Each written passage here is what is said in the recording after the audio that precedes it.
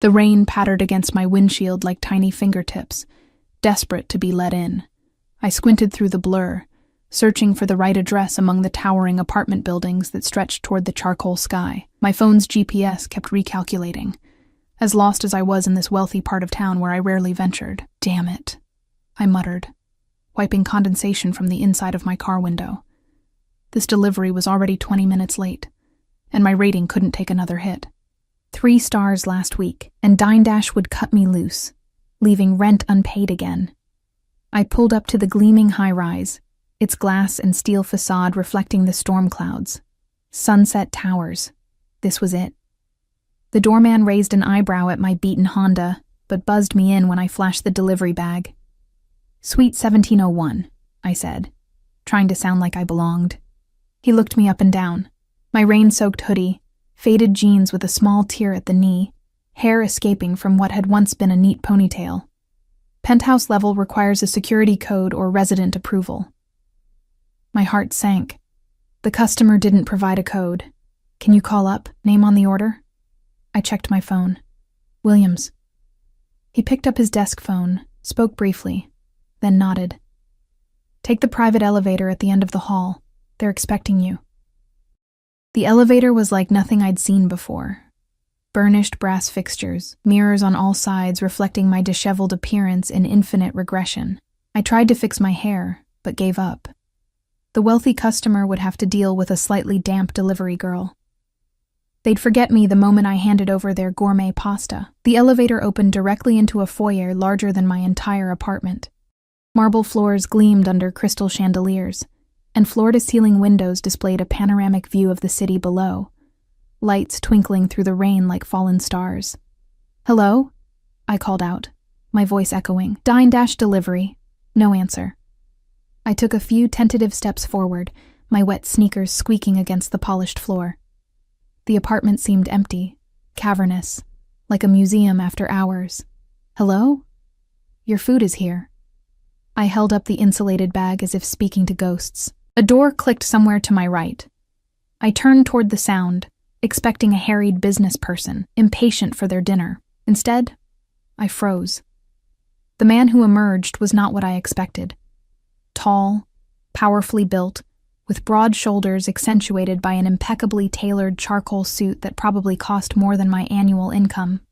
Dark hair, closely cropped at the sides but longer on top, framed a face that belonged on a Renaissance sculpture, all sharp angles and perfect symmetry. But it was his eyes that stopped my breath.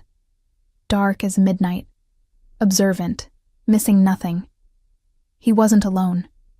2 men flanked him, one checking something on a sleek phone, the other scanning me with a gaze that made me feel like I was being x-rayed. I don't have a food order, the man in the center said, his voice a low, controlled rumble that seemed to vibrate through the marble beneath my feet. I fumbled with my phone. I have a delivery for Suite 1701, Williams. This is Suite 1707, he replied, a slight accent coloring his words. Italian, perhaps. Petrov. My stomach dropped. Wrong suite. The doorman had misheard or misunderstood. I was standing in a stranger's penthouse, dripping rainwater on his imported marble. I'm so sorry, I stammered, backing toward the elevator. Complete mix-up. I'll just... Wait. The single word carried the weight of a command, stopping me as effectively as a hand on my arm. The man, Petrov, studied me with those penetrating eyes. What's your name? Emma. I replied automatically, then wished I hadn't. Something about him made me want to be anonymous. Forgettable. He took a step closer, and I caught his scent. Expensive cologne with undertones of sandalwood and something uniquely masculine. One of his companions moved to a position near the elevator, blocking my exit without seeming to do so. Emma, Petrov repeated, as if testing how my name felt on his tongue. You look cold. And that food will get cold too. Williams can wait a few minutes. My delivery bag suddenly felt heavy. I really should go. They're waiting, and I've already mixed up the address. Sit. He gestured to a modern sofa that probably cost more than my car. Anton, get her a towel. The quieter of his 2 companions disappeared and returned moments later with a plush white towel. I didn't move to take it. Look, Mr. Petrov, I appreciate it, but I need to deliver this food. My job depends on it. I tried to sound firm, but my voice wavered. Something flashed in his eyes. Amusement? Interest? Your dedication is admirable, but I insist. It wasn't a request. I found myself perched on the edge of his sofa, clutching the delivery bag to my chest like a shield. Anton draped the towel over my shoulders without touching me. Petrov sat across from me in a leather armchair, unbuttoning his suit jacket with a casual elegance that spoke of money and power. Up close, I noticed a thin scar that ran along his jawline, the only imperfection in his otherwise flawless face. So, Emma, you deliver food to pay your bills. It wasn't a question. Among other things, I replied vaguely, not wanting to reveal how close to financial ruin I really was. Full-time delivery driver, part-time barista, occasional dog walker, and still barely making rent. And what else do you do? His gaze was intense, analyzing every micro-expression on my face. I'm studying nursing, I said, wondering why I was sharing this with a stranger. Night classes. Something shifted in his expression. Noble profession. Caring for others. I shrugged, uncomfortable with his scrutiny. It's practical. Steady work. My phone buzzed. A text from Dine Dash. Customer Williams reporting order not delivered. Please update status immediately. I stood abruptly. I really have to go. They're complaining about the delay. Petrov smiled, a predatory curve of his lips that didn't reach his eyes. Of course. Dmitri will show you to the correct suite. The larger bodyguard stepped forward, his expression neutral. That's not necessary, I protested. I insist, Petrov said again, in that same tone that brooked no argument. We wouldn't want you getting lost again. As Dmitri led me to the elevator, I felt Petrov's eyes on me, a physical weight between my shoulder blades. Just as the doors began to close, he spoke again. Emma, perhaps you delivered to the wrong suite, but you arrived at precisely the right door. We'll see each other again. The elevator doors sealed shut, cutting off my view of his confident smile. I exhaled shakily, realizing I'd been holding my breath. Dmitri said nothing as we descended one floor and walked down a plush hallway to suite 1601, not 1701 as I'd thought. He knocked once, waited for the door to open, nodded to the confused customer, and disappeared back toward the elevator without a word. You're late, the actual Mr. Williams complained, grabbing the bag from my hands. I'm sorry. There was a mix-up with the suite number, I explained, but he was already closing the door, leaving me alone in the hallway. As I rode the regular elevator down to the lobby, my hands were still trembling. Something about Petrov had unsettled me deeply, not just his obvious wealth and power, but the way he had looked at me. Not as the invisible delivery girl that most customers saw, but as if he was memorizing every detail of my face, as if I was something valuable he'd discovered unexpectedly. I stepped out into the rain, which had intensified to a proper downpour. My phone buzzed with another delivery assignment, but I hesitated before accepting it. Perhaps you delivered to the wrong suite, but you arrived at precisely the right door. A shiver that had nothing to do with the cold rain ran through me as I slid into my car. Something told me that my innocent mistake had set something in motion that I couldn't stop, like stepping onto a treadmill that was already moving too fast. I pulled away from the curb, glancing up at the penthouse windows. For a moment, I thought I saw a silhouette watching from above, but it was gone so quickly, I convinced myself it was just a trick of the rain and city lights. How wrong I was. I didn't sleep well that night. Rain continued to batter my tiny studio apartment, finding its way through a leak in the corner that my landlord had promised to fix months ago. I placed a pot underneath to catch the drips, their rhythmic pinging keeping time with my racing thoughts. Every time I closed my eyes, I saw Petrov's face, that calculating gaze, the way his presence had filled the room. I told myself I was being ridiculous. He was just another wealthy customer, probably used to people jumping at his commands. I'd never see him again. My alarm blared at 5:30 a.m. Friday meant morning shift at Blackbird Cafe before afternoon deliveries. I dragged myself out of bed, trying to ignore the heaviness in my limbs from too little sleep. The face that greeted me in the bathroom mirror looked haunted. Dark circles under bloodshot eyes, skin pale from exhaustion. "Get it together, Emma," I muttered, splashing cold water on my face. He was just a guy. A scary, intense, impossibly handsome guy with bodyguards, but still just a guy. The cafe was already bustling when I arrived. I tied my apron with practiced movements, nodding to Zoe, my manager, who was balancing 3 plates of avocado toast. "You look like hell," she remarked, sliding past me toward a table of young professionals. "Thanks," I replied dryly. "Rough night." The morning passed in a blur of espresso shots and pastries. By 11, my feet were already aching, but I had another 5 hours before I could start my delivery shift. I was wiping down the counter when the bell above the door chimed. "Welcome to Blackbird," I said automatically, not looking up. "I'll be with you in a second. Take your time, Emma." My head snapped up at the sound of that voice, deep, slightly accented, and unmistakable. Petrov stood just inside the door, as out of place in our hipster cafe as a wolf in a petting zoo. Today he wore a navy suit that made his shoulders look even broader, a crisp white shirt open at the collar. No tie. The same 2 men flanked him, though they stayed near the entrance while he approached the counter. "What are you doing here?" The words tumbled out before I could stop them. One corner of his mouth lifted in what might have been amusement. "Getting coffee, presumably. That's what one does in a cafe." My face flushed hot. "Right. Of course. What can I get you?" "Americano." "Black." He glanced at the pastry case.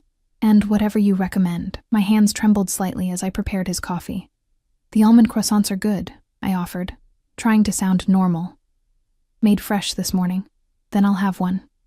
I felt his eyes on me as I worked, studying every movement. The weight of his attention made me fumble with the espresso machine. "That'll be $8.75, I said, pushing the coffee and bagged pastry across the counter. He handed me a $100 bill. "Keep the change." I stared at the bill. "We can't accept this. Company policy on large bills." It was a lie. We could break hundreds. I just didn't want his money. Something like respect flickered in his eyes. He pulled out a sleek wallet and replaced the 100 with a 20. "Better?" I rang up his order and handed back his change, careful not to let our fingers touch. He made no move to leave. "Was there something else?" I asked, uncomfortably aware of Zoe watching us from across the room. "I have a proposition for you." His voice was low, meant only for me despite the busy cafe. My stomach clenched. "I'm not interested. You haven't heard what it is. I don't need to."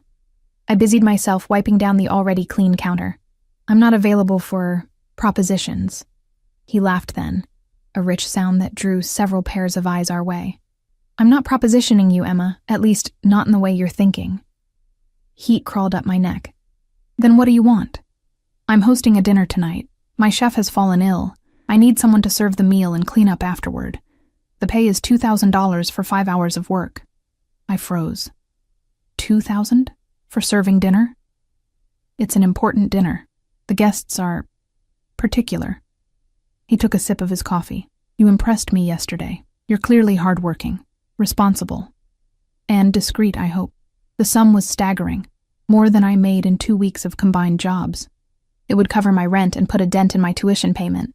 But something felt wrong. "Why me? Why not hire a professional server? Short notice." He replied smoothly. "And as I said, you made an impression." "What kind of dinner is this?" I asked suspiciously. "Business associates. Nothing illicit, I assure you." His eyes held mine. "Just serving food and pouring wine. You'd arrive at 7, leave by midnight." Every instinct told me to refuse. I knew nothing about this man except that he lived in a penthouse and had bodyguards. But $2,000. "I have deliveries scheduled tonight," I said weakly. "Cancel them. I'll compensate you for the lost income." Zoe appeared at my side. "Everything okay here?" "Fine," I said quickly. "Mr. Petrov was just leaving." He smiled at Zoe, charm personified. "Your employee is excellent. You should give her a raise." Zoe blinked, clearly taken aback by his presence. I'll take that under advisement." Petrov turned back to me. 7 o'clock. Same address as yesterday. He slid a business card across the counter. "My private number, should you need it." I didn't take the card. "I haven't said yes." You will. He picked up his coffee and pastry. Wear black if possible, professional attire. Before I could respond, he was gone, his bodyguards falling into step behind him. A sleek black Bentley waited at the curb, a driver opening the door. I watched through the window as they pulled away. Holy shit, Zoe breathed beside me. Who was that? Just a customer, I murmured, still staring at his business card. It was simple, expensive cardstock with just his name, Alexei Petrov, and a phone number. Yeah, right. Just a customer who rolls up with security and offers you a private gig. She nudged me. Is he famous or something? I shook my head. I don't think so. Just rich. Well, whatever he's offering, be careful. Zoe's expression turned serious. Men like that are used to getting what they want. Her warning echoed my own misgivings, but the thought of $2,000 kept pushing them aside. With my student loans accumulating interest and my car making a concerning noise, could I afford to turn it down? The rest of my shift passed in a daze. I kept reaching for the business card in my pocket, running my thumb over the embossed lettering. By the end of the day, I'd made my decision. I texted Dindash that I was sick and wouldn't be making deliveries, then headed home to find something appropriate to wear. My wardrobe wasn't exactly filled with professional attire. I finally settled on a black skirt that fell just above my knees, a white button-down shirt, and the only decent shoes I owned, plain black flats. I pulled my hair into a neat bun and applied minimal makeup, trying to look older than my 24 years. As I approached Sunset Towers for the second time, my heart hammered against my ribs. The same doorman recognized me, his eyebrows rising slightly. Suite 1707, I said before he could ask, proud that my voice remained steady. He nodded. Mr. Petrov is expecting you. The private elevator felt even more intimidating than it had yesterday. As it ascended, I rehearsed what I would say. I was here to work, nothing more. Clear boundaries. Professional distance. All my prepared words evaporated when the doors opened. The penthouse had transformed. Subtle lighting cast a warm glow over the space. A large dining table had been set up near the windows, elegantly arranged with fine china and crystal glasses that caught the light. Soft classical music played from hidden speakers, and there was Petrov, standing in the center of it all, a glass of amber liquid in his hand. He'd changed into a black suit that fit him like a second skin, emphasizing his powerful build. He turned as I stepped in, his eyes sweeping over me in a single assessing glance. You came, he said, satisfaction evident in his tone. For work. I clarified immediately. Just work. Something like amusement flickered across his features. Of course. Anton will show you the kitchen and explain your duties. The quieter bodyguard materialized at my side, gesturing for me to follow. As we walked away, I felt Petrov's eyes on my back. That same weight I'd felt yesterday, like being watched by a predator who hadn't yet decided whether to pounce. The kitchen was a chef's dream, all gleaming stainless steel and marble. A middle-aged woman was putting the finishing touches on what appeared to be appetizers. This is Irina, Anton explained in a clipped accent. She has prepared everything. You will serve and clear dishes, pour wine, and stay attentive but invisible. Understood? I nodded, glad to have another woman present. How many guests? 6, plus Mr. Petrov. His expression remained impassive. The guests will arrive in 30 minutes. Irina will guide you. He left, and Irina gave me a tight smile. First time working for Mr. Petrov? Yes. Do you work for him regularly? She shook her head. My husband is his driver. I help sometimes. She lowered her voice. Be careful tonight. These men. They are not normal businessmen. Before I could ask what she meant, the doorbell chimed. Irina straightened. They arrive early. We begin now. Follow my lead. The next hour was a blur. Men in expensive suits arrived one after another, each with their own security who remained in the foyer. Petrov greeted them all with the same controlled cordiality, speaking a mixture of English and what sounded like Russian. I served appetizers, then soup, keeping my eyes down, trying to be invisible as instructed. It was during the main course that I made my mistake. I was refilling a wine glass when I overheard a snippet of conversation.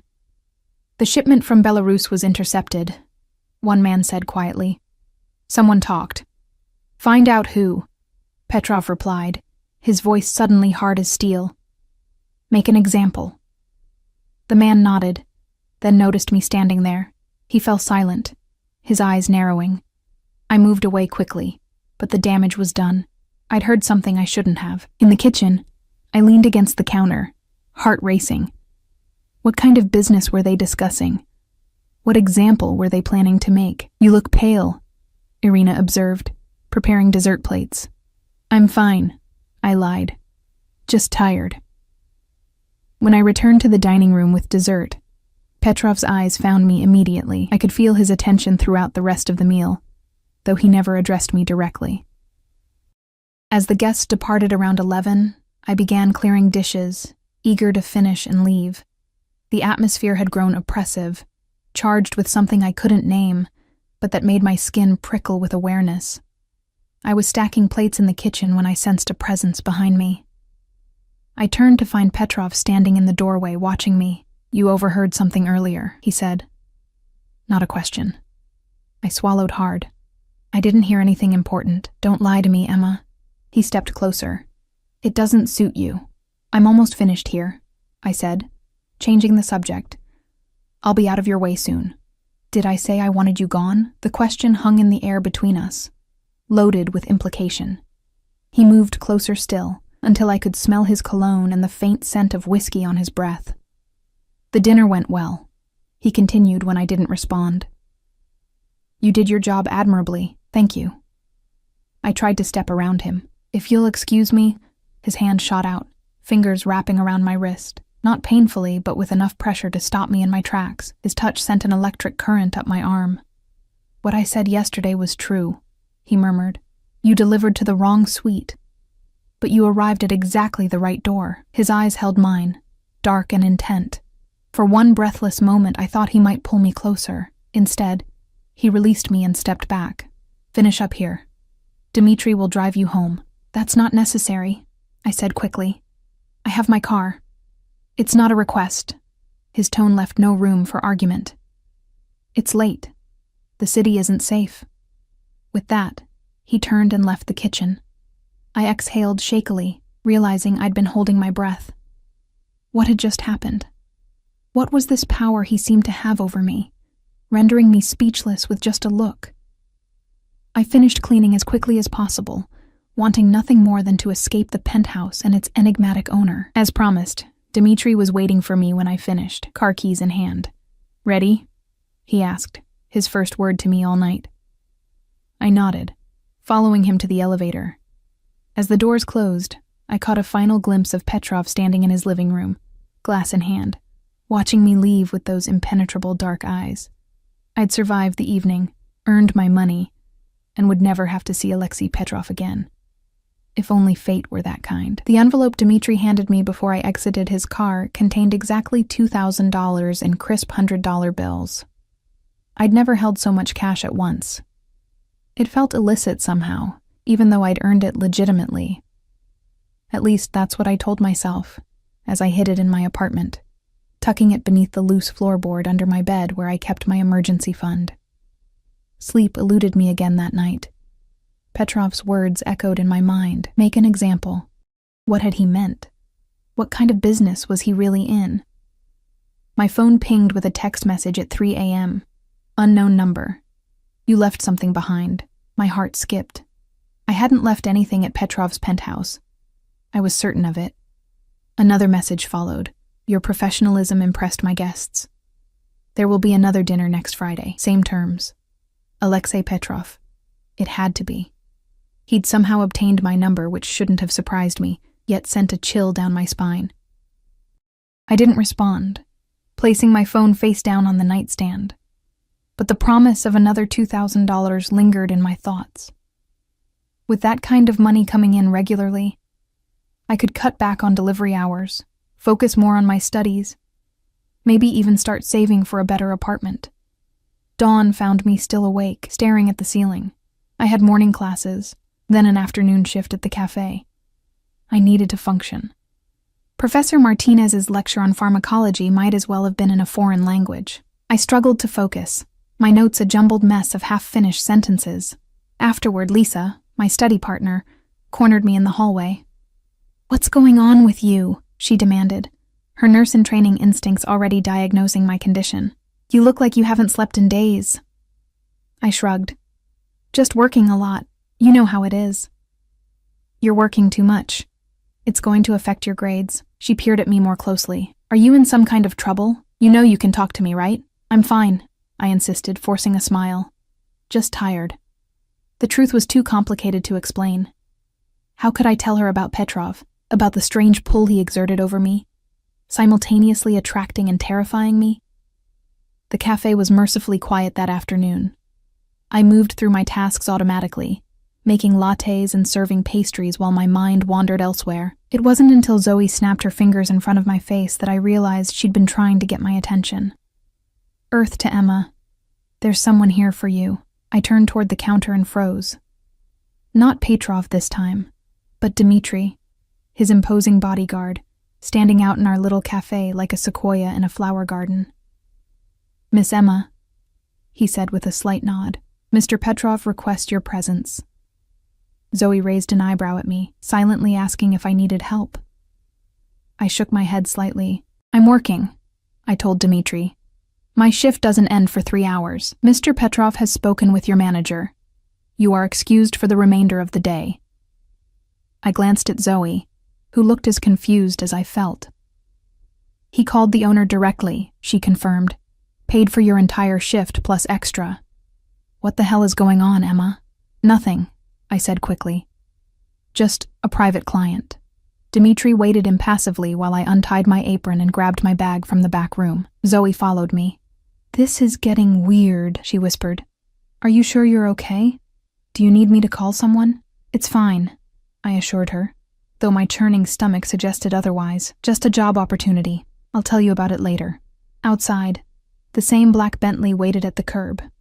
Dmitri opened the rear door, and I slid in, half expecting to find Petrov inside. Instead, the back seat was empty. "Where are we going?" I asked as Dmitri pulled away from the cafe. "Shopping," he replied curtly. "Shopping? For what?" "Mr. Petrov will explain." We drove to the most exclusive shopping district in the city, where boutiques had no price tags and doormen guarded the entrances. Dmitri parked in front of a store with a minimalist facade and a single evening gown displayed in the window. The kind of place I'd walk past without a second glance, knowing I could never afford anything inside. "Wait here," Dmitri instructed, getting out and speaking briefly to someone at the door. A moment later, a slender woman in an impeccable black dress emerged with him. She approached the car as Dmitri opened my door. "Miss Emma?" Her smile was professional, practiced. "I'm Margot.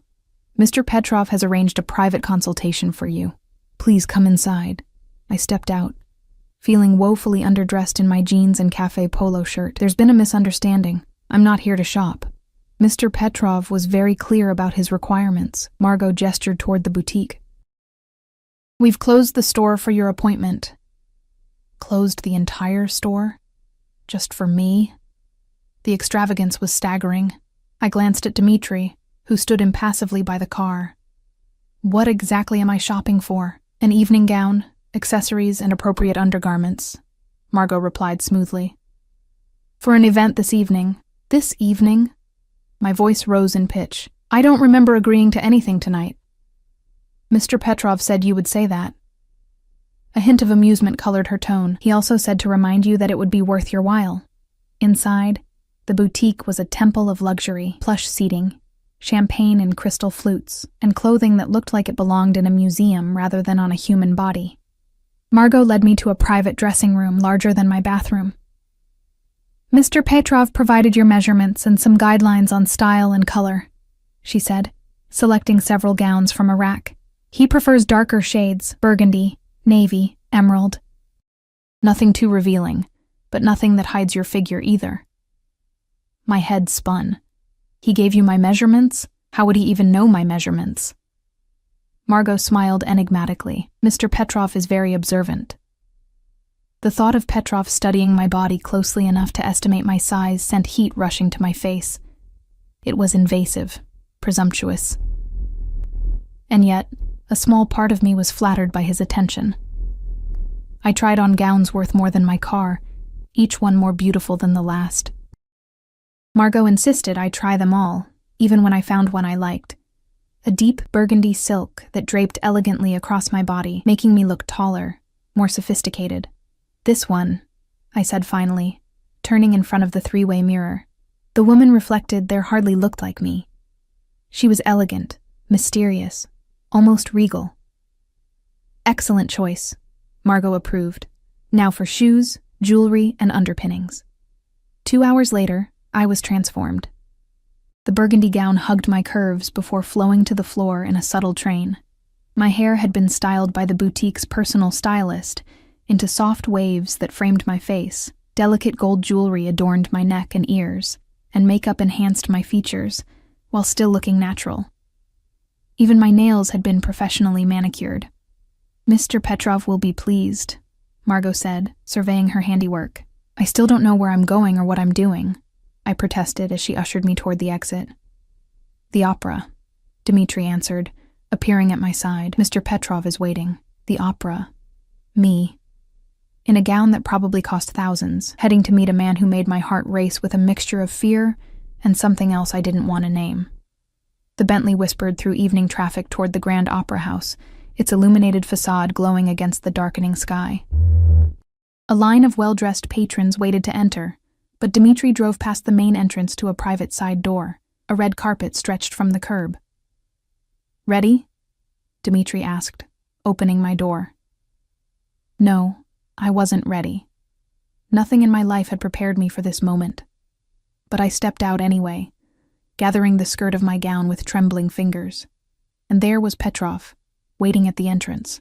Tonight he wore a classic tuxedo that accentuated his broad shoulders and trim waist. His dark hair was impeccably styled, his jaw freshly shaved. He looked like he'd stepped out of a luxury watch advertisement, devastating in his perfection. His eyes widened slightly when he saw me, the only crack in his composed facade. For a heartbeat, he simply stared, something like hunger flashing in his gaze. "Emma," he said finally, his voice a low rumble. "You look exquisite." "You had no right," I said quietly as I approached. "No right to pull me from work, to buy me clothes, to arrange all this without my consent." "You're angry." He seemed more intrigued than concerned. "I'm not a doll you can dress up and parade around." "No," he agreed. "You're far more interesting than that." He offered his arm. "Shall we? The performance begins soon."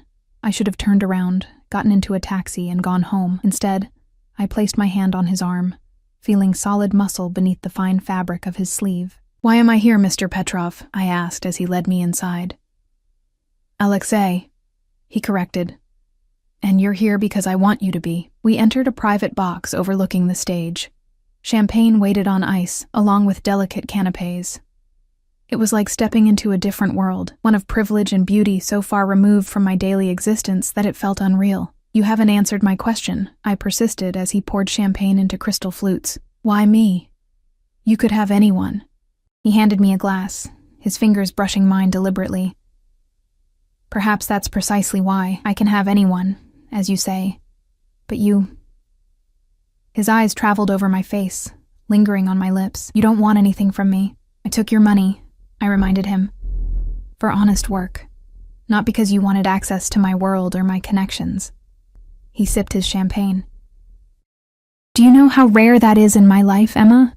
Authenticity, honesty." Before I could respond, the lights dimmed, and the orchestra began tuning. Petrov guided me to our seats, his hand at the small of my back sending electricity up my spine. The opera was La Traviata, the tragic tale of a courtesan who falls in love with a man above her station, sacrificing her own happiness for his. The irony wasn't lost on me. Throughout the performance, I was acutely aware of Petrov beside me, the heat of his body, the subtle scent of his cologne. Occasionally, his thigh would brush against mine, and my breath would catch. During intermission, he introduced me to several people who stopped by our box, wealthy patrons who regarded me with curiosity, and him with deference. I noted how they addressed him, with respect tinged with fear. Who was this man, really? As the final act began, Petrov leaned close, his breath warm against my ear. The tragedy of Violetta is that she believes herself unworthy of true happiness. His words lingered in my mind as we watched the heroine's death scene. When the final curtain fell, I was surprised to find tears on my cheeks. "You were moved," Petrov observed as we left the opera house. "It's a beautiful story," I admitted. "Sad, but beautiful." Beauty and sadness often walk hand in hand. His gaze was intense, searching. "Are you hungry?" Before I could answer, Anton appeared beside us. "Sir, there's a situation that requires your attention." Petrov's expression hardened instantly. He nodded once, then turned to me. "I apologize, Emma. Business calls. Dmitri will take you home." "What kind of business needs attention at 11 at night?" I asked, suspicion flaring. "The demanding kind." His smile didn't reach his eyes. "I'll be in touch." He kissed my hand, a formal gesture that nonetheless left my skin burning where his lips had touched. Then he was gone, disappearing into a waiting car with Anton. Dmitri escorted me to the Bentley, his face revealing nothing. As we drove through the night-shrouded city, questions tumbled through my mind. What situation had called Petrov away? Was it connected to what I'd overheard at the dinner? "Dmitri," I ventured, "what does Mr. Petrov do, exactly?" His eyes met mine briefly in the rearview mirror. "He has many business interests. That's not an answer. It's the only answer you need, Miss Emma." His tone was final. When we reached my apartment building, a stark contrast to the luxury I'd been surrounded by all evening, Dmitri insisted on walking me to my door. I felt ridiculous entering my shabby building in a designer gown, like Cinderella returning from the ball. "Mr. Petrov asked me to give you this," Dmitri said, handing me an envelope similar to the one from the previous night. Inside was another stack of cash, $3,000 this time, and a handwritten note on heavy cardstock. "For your time and company, the gown is yours to keep." I can't accept this," I said, trying to return the envelope. "I didn't do anything to earn it." "Mr. Petrov disagrees." Dmitri stepped back toward the car. "He values your presence." After he left, I sank onto my lumpy sofa, still wearing the beautiful gown, the envelope clutched in my hand. What was happening to me? To my life? 24 hours ago, I'd been a struggling student with too many jobs and too little time.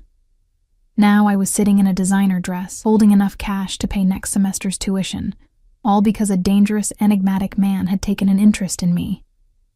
My phone pinged with a text message. "Did you enjoy the opera?" Petrov again. I hesitated before responding. "Yes, thank you. But I can't accept the money." His reply came quickly. "It's not negotiable. Consider it compensation for the interrupted evening." I stared at the screen, debating whether to respond. Finally, I typed, "What kind of business calls you away at 11 p.m.? There was a long pause before his answer appeared. "The kind that's better for you not to know about, Emma. Get some rest." I changed out of the gown, hanging it carefully in my closet where it looked absurdly out of place among my jeans and work clothes. As I prepared for bed, I caught my reflection in the mirror, still wearing the delicate gold necklace Petrov had provided, a glittering reminder of the evening. I should have taken it off. Instead, I touched it gently, remembering the intensity in his eyes when he'd first seen me in the gown. No one had ever looked at me like that before, like I was precious and desirable and somehow necessary. It was dangerous, this feeling. More dangerous than anything else about Alexei Petrov. My phone pinged one last time as I climbed into bed. "Sweet dreams, Emma. I'll see you soon." It wasn't a question or a request. It was a statement of fact, as inevitable as the sunrise. And God help me, I was looking forward to it. 3 days passed without word from Petrov. I tried to return to normal life, attending classes, working shifts at the cafe, even picking up a few delivery runs, but everything felt different somehow, as if the world had shifted slightly on its axis. I kept the cash he'd given me, despite my misgivings. Practical necessity won out over pride. I paid my rent, made a tuition payment, and even splurged on decent groceries for once. Each time I spent his money, though, I felt the invisible threads binding me to him tighten. "You seem distracted," Lisa commented during our study session at the library. "And you're wearing different clothes, new jewelry." Her eyes narrowed. "Did you meet someone?" I touched the gold necklace I still hadn't taken off. "It's nothing serious." "Oh my God, you did." She leaned forward eagerly. "Who is he? How did you meet?" How could I explain Alexei Petrov? I delivered food to the wrong address, and now a mysterious, dangerous man with bodyguards is taking me to the opera. It sounded deranged even in my head. "It's complicated," I hedged. "We're not really dating." "But you want to be," she pressed, reading my expression. "I haven't seen you this wound up over a guy since that disaster with Ryan last year." Ryan, my ex who'd cheated with my roommate, leaving me heartbroken and homeless in one fell swoop. The memory still stung. "This is different," I murmured. "Different good or different bad?" "Both. Neither, I don't know." I closed my textbook. "Can we focus on studying? I have an exam next week." Lisa let the subject drop, but her curious glances continued throughout our session. I couldn't blame her. I'd been acting strangely, checking my phone constantly, jumping whenever the cafe door opened, wearing makeup to class for the first time in months. I was waiting for him. Worse, I was hoping for him. Thursday night, I was closing the cafe alone when my phone pinged. "Are you free tomorrow evening?" My heart raced. Petrov. I'd deleted his previous messages but had saved his number. "I have a morning class and work until 4.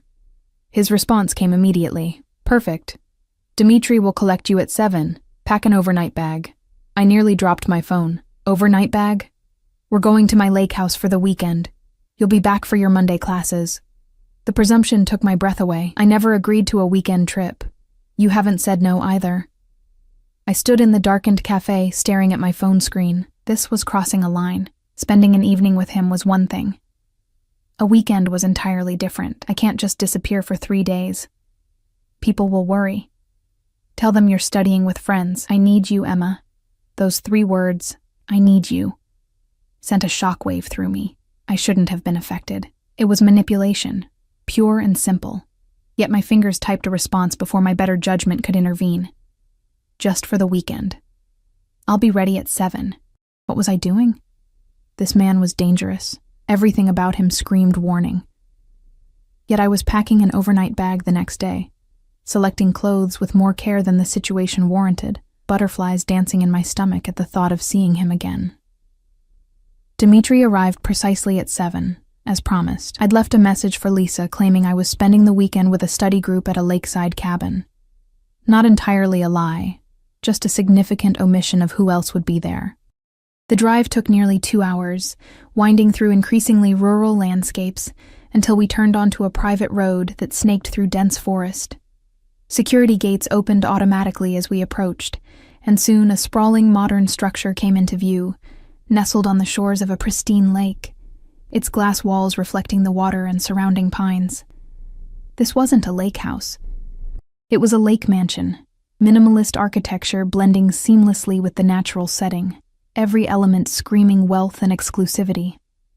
Petrov waited on the deck, silhouetted against the setting sun. Unlike his usual suits, he wore dark jeans and a charcoal sweater that somehow made him look even more imposing, more real. "You came," he said as I approached, echoing his words from the night of the dinner party. "You didn't really give me a choice," I replied, though we both knew that wasn't true. I could have said no. I'd chosen not to. "There's always a choice, Emma." He took my bag, his fingers brushing mine. "You made the right one." The interior was just as impressive as the exterior. Open-concept living spaces with soaring ceilings, modern furniture that managed to look both expensive and comfortable, and walls of glass that erased the boundary between inside and outside. No bodyguards were visible, though I suspected they weren't far. "It's beautiful," I admitted, gazing at the lake view. "I come here when I need to think, to escape." Petrov placed my bag by the floating staircase. "Few people know about this place." I turned to face him. "Why am I here, Alexei? Really?" He studied me for a long moment, his dark eyes unreadable. "Because you're unexpected." He stepped closer. "In my world, everything is calculated, predicted, controlled. But you're the variable I didn't account for. Is that supposed to make me feel special? I asked, trying to maintain my composure despite his proximity. It should. It means you've disrupted a life I thought was perfectly ordered. His voice dropped lower. It means you've made me question things I never questioned before. Before I could respond, he gestured toward the kitchen. You must be hungry after the drive. I've prepared dinner. You cook? I couldn't hide my surprise. A smile touched his lips. I contain multitudes, Emma. Dinner was simple but exquisite. Perfectly grilled steak, roasted vegetables, and a wine that probably cost more than my monthly rent. We ate at a table overlooking the lake, where the last light of day painted the water in shades of gold and crimson. Petrov asked about my studies, my ambitions, my childhood. He listened with genuine interest, asking thoughtful questions. I found myself revealing things I rarely shared. My mother's death when I was 12, my father's subsequent descent into alcoholism, my determination to build a different life through education. You've overcome much to get where you are, he observed, refilling my wine glass. That kind of resilience is rare. It's not that impressive, I demurred. Lots of people have harder lives than mine. You don't give yourself enough credit. His gaze was intense. You should never apologize for your strength, Emma. The conversation shifted, and I found myself asking about him. His childhood, his business, his life. He spoke of growing up in Russia, of coming to America as a teenager, of building his empire from nothing. But I noticed the careful omissions, the way he redirected questions about exactly what his business entailed. You're being evasive, I pointed out after my third glass of wine had loosened my tongue. What are you hiding? Everyone has secrets, he replied smoothly. Even you. Not like yours. I set down my glass. I overheard something at the dinner party. About a shipment. About making an example of someone. His expression hardened momentarily, then relaxed into a careful neutrality. Business can be complicated, competitive. What kind of business requires bodyguards and making examples of people? The kind that affords me this house. The kind that paid for that necklace you're still wearing. His eyes flicked to the gold chain at my throat. The kind you don't need to concern yourself with. I think I deserve to know who I'm spending the weekend with. He leaned forward, his voice dropping to a near whisper. Would the truth change your decision to be here? The question caught me off guard. Would it? If I knew exactly who and what Alexei Petrov was, would I have still climbed into that car tonight? The wine and his proximity muddled my thoughts. I don't know, I answered honestly. Then perhaps it's better not to ask questions you don't truly want answered. After dinner, we moved to the living room. A fire crackled in the modern fireplace, casting dancing shadows across the room. Petrov put on soft jazz, the mournful saxophone echoing my confused emotions. He sat beside me on the sofa, close enough that I could feel his warmth, but not touching. Tell me what you want, Emma. What do you mean? From life. From your career. From this weekend. His eyes reflected the firelight. From me. I stared into my wine glass, buying time. I want to finish my degree, become a nurse, help people. Noble goals. And beyond that? Security, I admitted. I'm tired of worrying about rent and tuition and whether my car will start in the morning. He nodded, understanding. And what do you want from this weekend? My cheeks flushed with heat that had nothing to do with the fire. I don't know. I think you do. His voice was gentle but insistent. I think that's why you came. When I didn't respond, he reached out, his fingers tracing the line of my jaw with feather-light precision. What do you want from me, Emma? The touch sent electricity through me. I should have pulled away.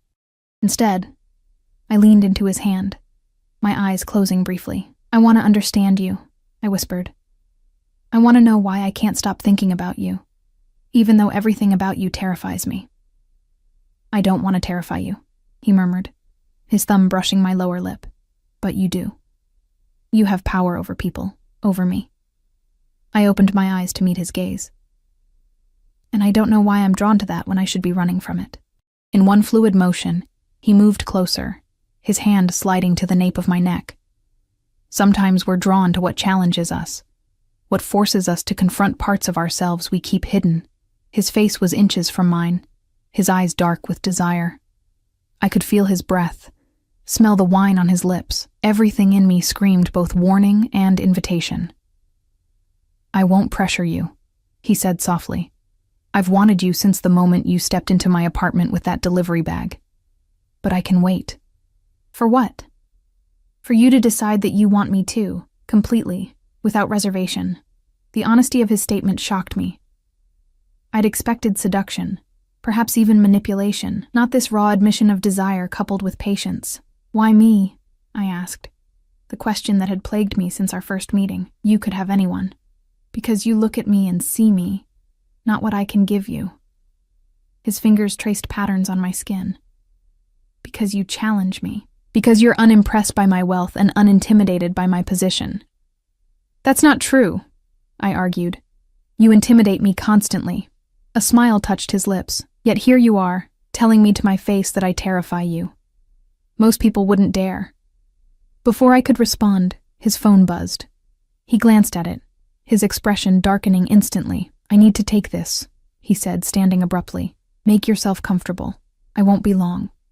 He stepped onto the deck, closing the glass door behind him. Though I couldn't hear his words, his body language spoke volumes. Tension radiating from his shoulders, his free hand clenching into a fist, his pacing like a caged predator. This was the other Petrov, the one who made examples of people. The one whose business associates approached him with deference tinged with fear. I moved to the window, watching him. In the moonlight, his features were sharper, more dangerous. He ended the call, stared out at the lake for a long moment, then turned back toward the house. Our eyes met through the glass. I didn't look away. When he re-entered, his expression was carefully composed, but anger simmered beneath the surface. "I apologize for the interruption. Is everything okay?" "Nothing for you to worry about." He returned to the sofa, though he sat farther away than before. "Business complications." I took a deep breath. "Alexei, I need to know what kind of man you are, what kind of business you're really in." He was silent for so long I thought he wouldn't answer. Then, "I'm in the business of power, Emma. Importing, exporting, shipping, construction, real estate, nightclubs, investments. But at its core, my business is influence, control." "Are you—" I hesitated, afraid to say the word. "Am I what?" His voice was dangerously soft. "In the Mafia?" I whispered. He laughed, but there was no humor in it. "Such an American term, so dramatic." He leaned forward. "I'm a businessman with interests that sometimes operate in gray areas. Areas where conventional rules don't always apply." It wasn't a denial. If anything, it was a confirmation dressed in euphemism. "Have you killed people?" The question escaped before I could stop it.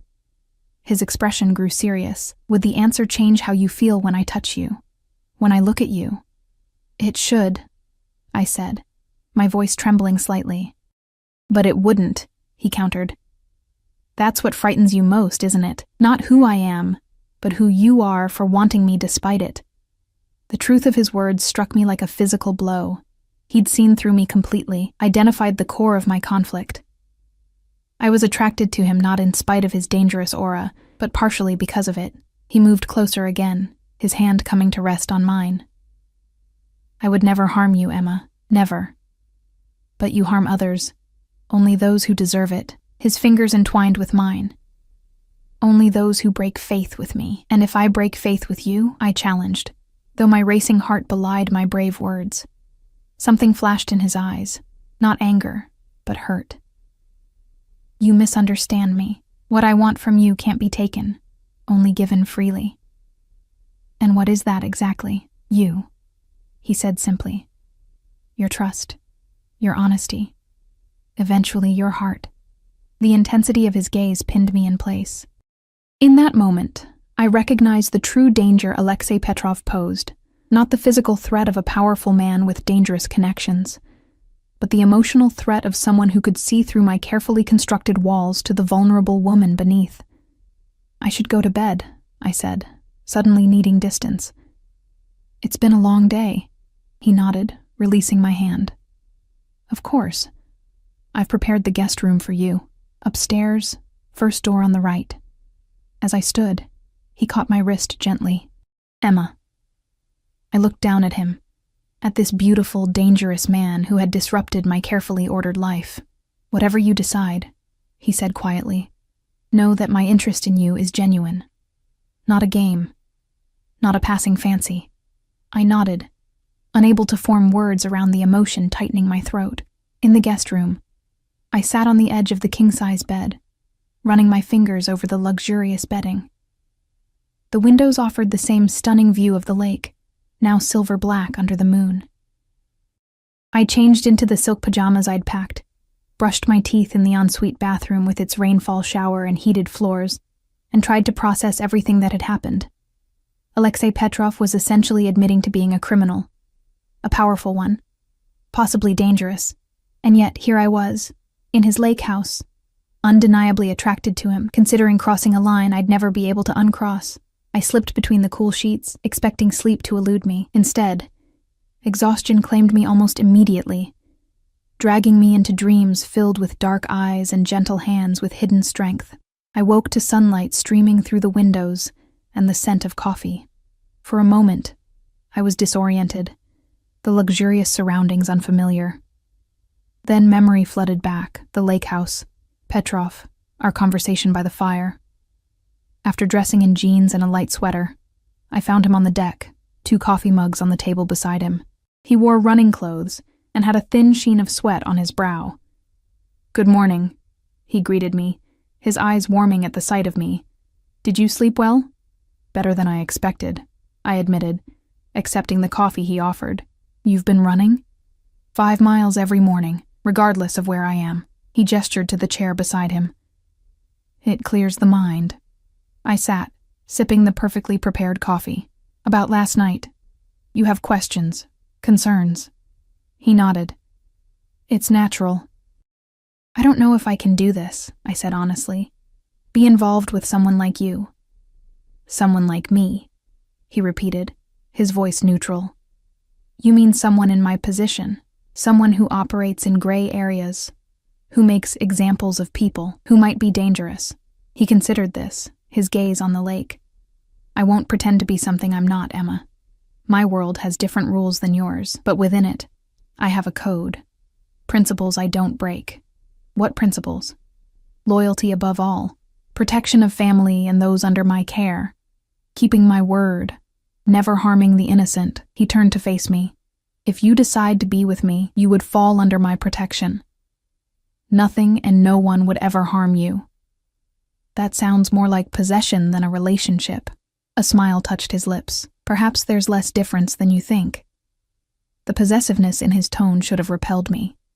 Instead, it sent a shiver of anticipation down my spine, a reaction that both thrilled and horrified me. What kind of woman was I becoming? The rest of Saturday passed like a dream. After breakfast, Alexei showed me around the property, acres of pristine forest surrounding the lake, a boathouse with sleek watercraft, gardens that blended seamlessly with the wild landscape. We took a small motorboat across the lake, the wind tangling my hair as Alexei navigated with confident ease. For lunch, he prepared a picnic that we ate on a secluded beach, talking about books, music, and art, safe topics that allowed us to know each other without venturing into dangerous territory. In these moments, it was easy to forget who he was, what he did. He seemed like any other man, albeit extraordinarily wealthy and handsome, enjoying a weekend with a woman he was interested in. But occasionally his phone would buzz, and that other Alexei would surface, the one with hard eyes and terse responses, the one who commanded rather than suggested. As evening approached, we returned to the house. I offered to help with dinner, and we worked side by side in the kitchen, moving around each other in a dance that felt surprisingly natural. His hand would brush mine as we reached for ingredients. His body would press briefly against my back as he moved past me, each contact sending electricity through me. "You're distracted," he observed as I nearly dropped a bowl of salad. "What's on your mind?" I set the bowl safely on the counter. "This feels too normal. And that troubles you?" "It should trouble me that it doesn't trouble me more," I said, struggling to articulate my confusion, knowing what I know about you. He turned from the stove to face me fully. What exactly do you think you know? That you're not just a businessman. That you're involved in something illegal, dangerous. Alexei leaned against the counter. The world isn't divided neatly into legal and illegal, Emma. Into good people and bad. Real life exists in the in-between spaces. Philosophy doesn't change reality. Reality is more complex than your black and white view allows. He moved closer. The legitimate businessman who exploits legal loopholes to pay workers poverty wages while he buys a 5th vacation home. Is he good because he breaks no laws? The man who operates outside the law to protect those who depend on him, who creates jobs, who maintains order in places the authorities have abandoned. Is he evil?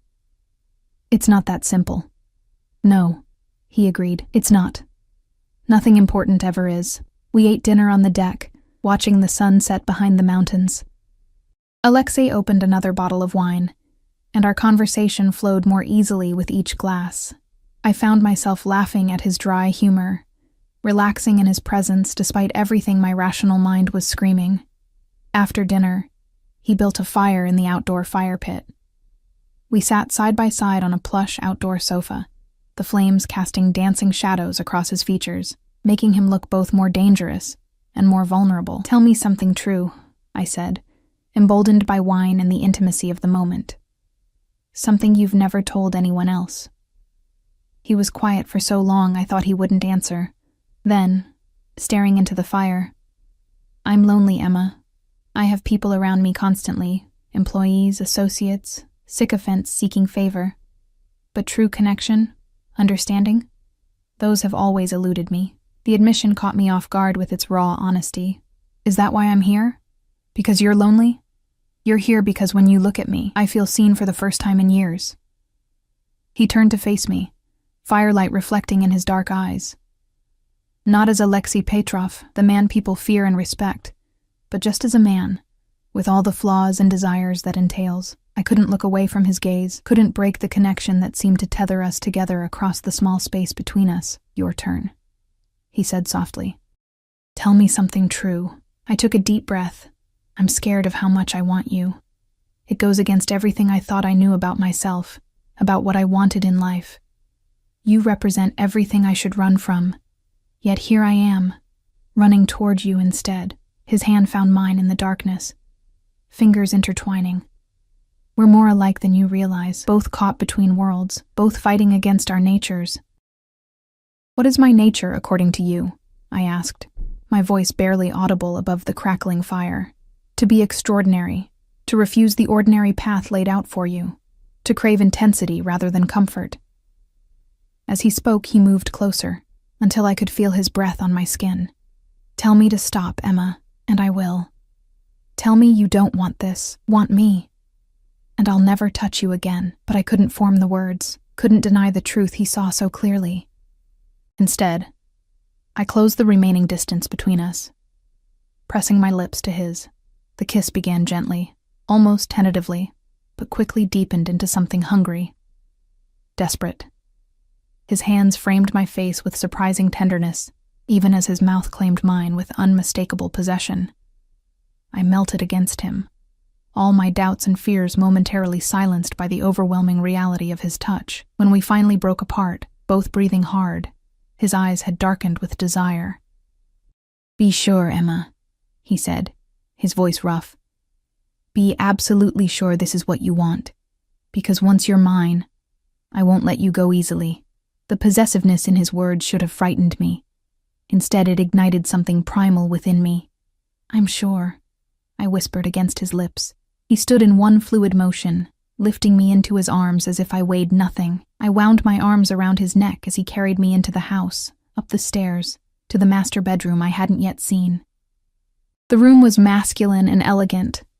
Dark wood, crisp linens, floor-to-ceiling windows overlooking the moonlit lake. He laid me on the bed with unexpected gentleness, looking down at me with an expression that mingled desire with something deeper, more profound. You have no idea how long I've wanted this, he murmured, joining me on the bed. Wanted you. What followed was unlike anything I'd experienced before. Alexei was both passionate and patient, demanding and giving. His hands and mouth seemed to know exactly how to touch me, how to draw responses from my body I didn't know were possible. Throughout, his eyes held mine, forcing a connection that went beyond the physical. Afterward, I lay in his arms, my head on his chest, listening to the steady beat of his heart. His fingers traced lazy patterns on my bare skin, raising goosebumps in their wake. "What happens now?" I asked quietly. "Now you sleep," he replied, pressing a kiss to my forehead. "And tomorrow, we return to the city. And then?" He tilted my chin up, making me meet his gaze. "And then you become part of my life, and I become part of yours, if that's what you want." "It's not that simple, Alexei. Our worlds are completely different. They don't have to be." His expression grew serious. "I can help you, Emma. With school, with a better apartment, with anything you need." I stiffened slightly. "I don't want to be your charity case." "That's not what I'm offering," his voice was firm. "I'm offering partnership, support, the kind that people who care about each other provide. And what do you get in return? You." The single word held a wealth of meaning. "Your time, your trust, your presence in my life." I was quiet, considering. "I won't give up my independence, my studies, my goals. I would never ask you to." His arms tightened around me. "I admire your determination, your drive. I want to see you succeed, not clip your wings." We fell asleep tangled together, my doubts temporarily silenced by exhaustion and the comfort of his embrace. Morning came too quickly, sunlight streaming through windows neither of us had thought to cover. Alexei was already awake, watching me with a softness I hadn't seen before. "Good morning," he murmured, brushing hair from my face. Reality began creeping back as the haze of sleep faded. I was in bed with Alexei Petrov. I had crossed a line I could never uncross. He seemed to read my thoughts. "No regrets," he said, kissing me lightly. "What's between us is real, Emma." After breakfast, I packed my few belongings while Alexei made phone calls in his study. The weekend was ending, and the real world waited just beyond the gates of this private paradise. How would whatever was between us translate to everyday life? The drive back to the city was quieter than the journey out. Alexei sat beside me in the back of the car, his hand resting on mine, occasionally lifting it to his lips in a gesture that felt both possessive and reassuring. As we neared my apartment building, anxiety began building in my chest. "When will I see you again?" "Tonight?"